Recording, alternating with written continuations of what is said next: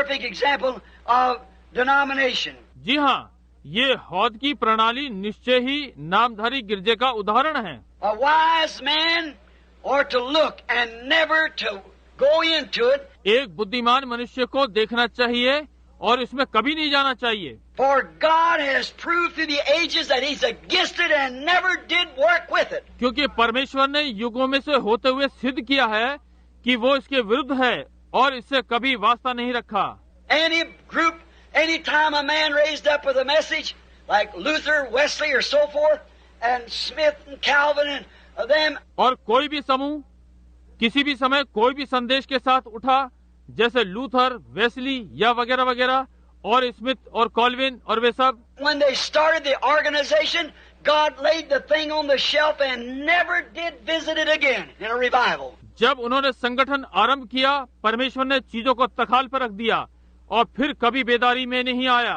Look through history. इतिहास में देखिए, There has never been a time that God ever took a denomination and made a revival out of it. Nowhere. ऐसा समय कभी नहीं हुआ कि परमेश्वर ने नामधारी गिरजे को लिया हो और उससे बेदारी पैदा की हो, कहीं भी नहीं। Then through history and by the Bible proves that it's a filthy thing in the sight of God. तब इतिहास और बाइबल से ये सिद्ध होता है कि ये परमेश्वर की दृष्टि में गंदी चीज है। So I don't want nothing to do with it. And that's why I'm against it. इसलिए मैं इससे कोई वास्ता नहीं रखना चाहता और इसलिए मैं इसके विरुद्ध हूँ। And trying to get the people out of it. मैं लोगों को इससे बाहर निकालने की कोशिश कर रहा हूँ। We are invited, like in Israel, so is it now, to look to Israel for examples. हमें इजराइल की तरह बुलाया गया, इसलिए अब ये ऐसा है कि इजराइल की ओर उदाहरण के लिए देखें। They, as long as they stayed with that fountain, they were all right. वे जब तक सोते के पास टिके रहे, वे ठीक थे। But when they got to hewing themselves cisterns, man-made systems, then God left them flat. परंतु जब उन्होंने अपने लिए हौद खोद लिए, मनुष्य द्वारा बनाए गए रीति रिवाज, तब परमेश्वर ने उन्हें वहीं पड़ा छोड़ दिया। He'll do us the same. वो हमसे भी वैसे ही करेगा। They have forsook Him, the fountain of living water. उन्होंने उस जीवन के जल के सोते को त्याग दिया। That was the complaints that God had against them. परमेश्वर की उनके विरुद्ध यही शिकायत थी। To make something that they could say, you see what we have done. कुछ ऐसा बना लिया ताकि वे ये कह सकें, देखा आपने, हमने क्या किया है। Now, when in the time of the travel of Moses, अब जब मूसा की यात्रा के समय में, when God by grace had given them a prophet, जब परमेश्वर ने अनुग्रह से उन्हें भविष्यवक्ता दिया, had given them a pillar of fire to go before them, had vindicated it by signs and wonders, और उन्हें आग का खम्भा दिया कि उनके आगे आगे चले और चिन्हों और चमत्कारों के द्वारा सिद्ध किया। grace had provided all these things. अनुग्रह ने ये सारी बातें उन्हें दी। Israel still wanted Saul law. Israel अब भी दिखने वाली व्यवस्था चाहता था। They refused grace to take law. उन्होंने व्यवस्था लेने के लिए अनुग्रह को अस्वीकार कर दिया। That's exactly what the people does today. बिल्कुल यही आज लोग करते हैं। They refuse the word to take a denominational system.